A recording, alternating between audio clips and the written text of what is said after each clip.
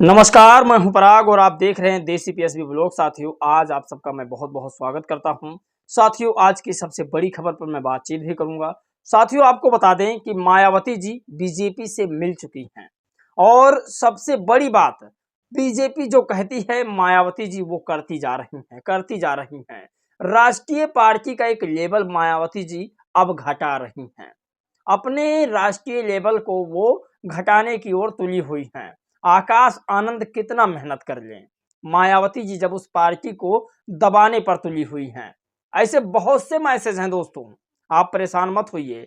Bahujan Samaj party Haryana में 1 number पर है। आप इस बात को लिख कर ले लीजिएगा। हरियाणा में बहुजन समाज पार्टी 1 नंबर पर चल रही है, जबकि कांग्रेस पार्टी ने ऐसा नैरेटिव सेट कर दिया है लोगों के अंदर कि लोगों को लगे कि बहन जी बीजेपी से मिली हुई हैं। इस बात को आपको समझना पड़ेगा। जब भी दलित पिछड़े के नेता आगे बढ़ते हैं, तब कांग्रेस या बीजेपी उन नेता को बदनाम करने की साजिश शुरू कर देते हैं। ऐसा ही बहन जी के साथ हुआ है। सबको पता है कि अगर बीजेपी कांग्रेस को कोई हरा सकता है तो वो सिर्फ और सिर्फ बहुजन समाज पार्टी की मुखिया मायावती जी हैं। अब पूरा तथ्य आपके सामने है। अगर बहन जी अकेले चुनाव लड़ती, भारत में कोई और दलित पार्टी ना होती, संगठन सिर्फ होता, तो आप कल्पना नहीं कर सकते बीजेपी कांग्रेस कभी सत्ता में वापस नहीं आ सकती थी। इसीलिए तमाम लोगों ने अपने अपने तरीका से काट अपनाया। मैंने जो पहले कहा कि बहन जी बीजेपी के इशारों पर काम कर रही हैं, बहन जी बीजेपी की तरह बातें बोल रही हैं, वो कांग्रेस का फैलाया हुआ एक जाल है। कांग्रेस ने एक नैरेटिव सेट कर दिया है। दरअसल प्रधानमंत्री नरेंद्र मोदी ने कल वन नेशन वन इलेक्शन का ऐलान किया है। अब आप समझिए वन नेशन वन इलेक्शन क्या होता है। वन नेशन वन इलेक्शन का मतलब पूरे देश में एक समय पर विधानसभा और लोकसभा के चुनाव को करना। इसको कहते हैं वन नेशन वन इलेक्शन। इसका प्रावधान संविधान में है। मायावती जी ने उसका जवाब दिया था कि मैं वन नेशन वन इलेक्शन का समर्थन नहीं, उन्होंने समर्थन शब्द नहीं लिखा अपने ट्वीट में। उन्होंने कहा मेरी पार्टी सकारात्मक है।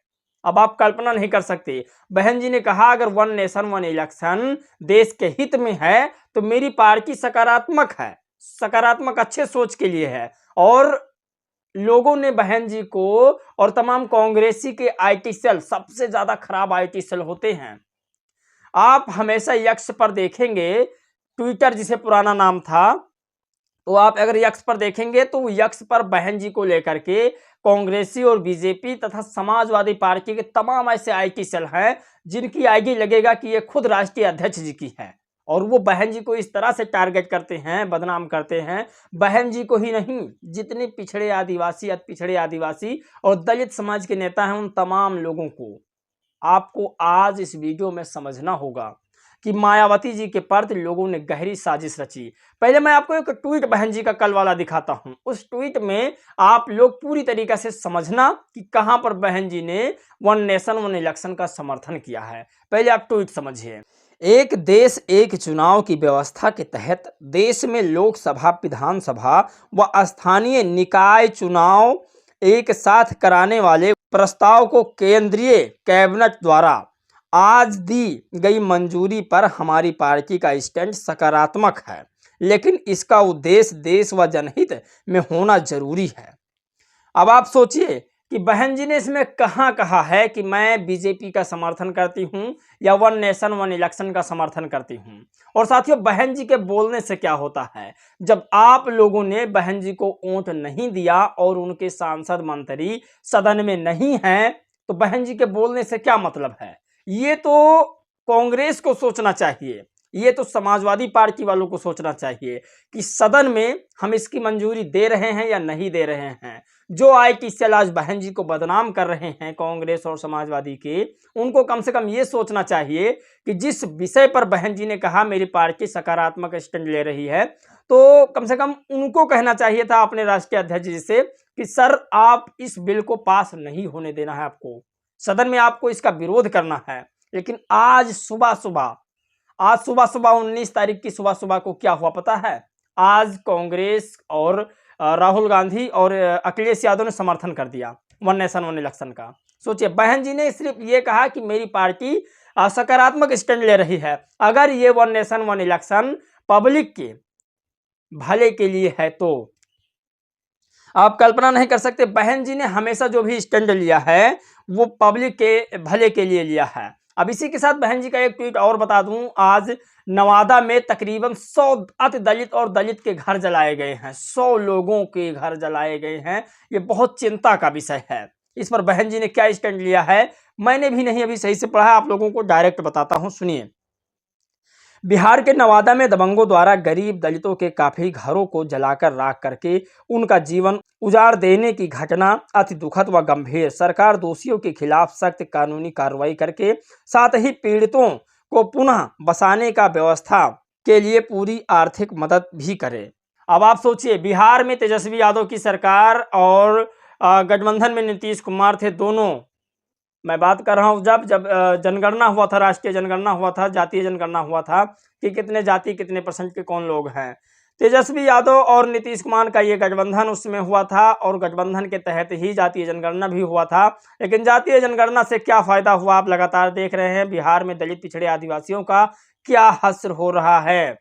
मैं फिर कह रहा हूँ, जातीय जनगणना हो जाने के बाद क्या दलित और पिछड़े समाज के लोगों को या फिर जो उससे नीचे पायदान पर रह रहे लोगों को उनका लाभ मिल पाएगा। आप कल्पना नहीं कर सकते, इस देश में 90% संसाधनों पर जिसका कब्जा है वो कब्जा नहीं हटा रहे हैं। दलित पिछड़े आदिवासियों को अगर थोड़ा मुट्ठी भर मिला हुआ है उसके घर भी जलाए जा रहे हैं। तो जनगणना कराने से पहले बहुजन समाज पार्टी के लोगों का भी मांग था और मेरा भी मांग है कि जनगणना हो, अच्छी बात है, लेकिन इस देश के संसाधनों का भी जनगणना होना चाहिए महोदय।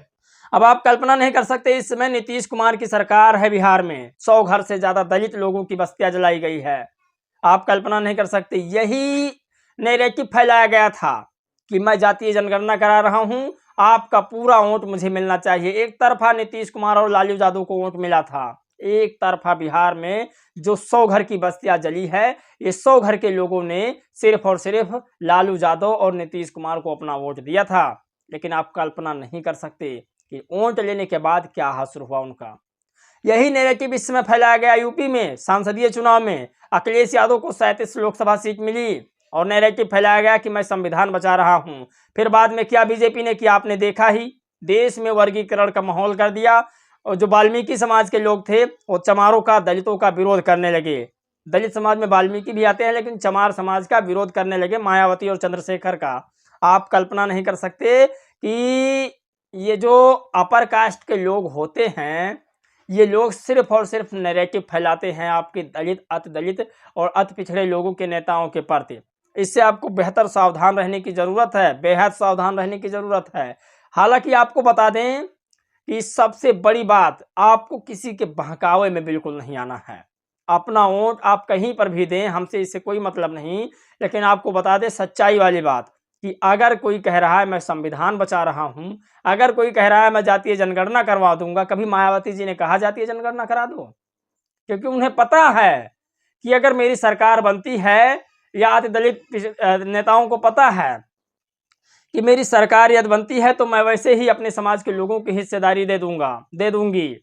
लेकिन जातीय जनगणना से फायदा क्या होगा आप कल्पना नहीं कर सकते। ये फालतू की चीजें हवा हवाई की जा रही है। अब एक ही चीज से देख लीजिए, जैसे ही नरेंद्र मोदी जी कहते हैं वन नेशन वन इलेक्शन हो इस देश में, बहन जी ट्वीट करती हैं कि मेरी पार्टी सकारात्मक स्टैंड के लिए खड़ी है, अगर यह फैसला जनहित के लिए है तो तुरंत आए कि चलो कांग्रेस और समाजवादी पार्टी के लोग बहन जी को ऐसा साबित करने पर तुल जाते हैं कि वो सिर्फ और सिर्फ बीजेपी के इशारे पे काम कर रही हैं। आपके नेताओं को इस कदर बदनाम किया जाता है और उनकी हिम्मत है कि वो आपसे वोट भी मांग रहे हैं। आपके नेताओं को बदनाम करेंगे, आपके सामने आप तुम्हारे नेताओं को गाली देंगे और तुमसे वोट भी लेंगे। ये तुम्हारी मानसिकता है कि तुम उनके बहकावे में आ जाते हो। खैर, मैं ये नहीं कह रहा जो आपके हित में काम करे आप उसके साथ रहिए। और कल ही के डेट में बहन जी ने और जो कमेंट लिखे हैं उसके बारे में आपको बता दूं, लेकिन जो नैरेटिव फैला रहा है मैं उसके बारे में भी आपको बताऊंगा। साथियों, बुलडोजर विध्वंस पर बहन जी ने बहुत बड़ा जो है कमेंट किया है, क्योंकि सुप्रीम कोर्ट ने बुलडोजर पर रोक लगा दिया है। ये खबर परसों की है लेकिन मैं आज 19 तारीख को बता रहा हूं, माफ कीजिएगा, लेकिन ये खबर बहुत इंपॉर्टेंट खबर है। बीच में थोड़ा लाइट वगैरह हमारे यहाँ नहीं थी। बुलडोजर विध्वंस कानून का राज का प्रतीक नहीं होने के बावजूद इसके प्रयोग की बढ़ती प्राकृतिक चिंतनीय वैसे बुलडोजर व अन्य किसी मामले में जब आम जनता उससे सहमत नहीं होती है तो फिर केंद्र को आगे आकर उस पर पूरे देश के लिए एक समान गाइडलाइंस बनाना चाहिए, जो नहीं किया जा रहा है। दूसरा लिखती हैं, वरना कि बुलडोजर एक्शन के मामले में माननीय सुप्रीम कोर्ट को इसमें दखल देकर केंद्र सरकार की जिम्मेवारी को खुद निभाना पड़ता है।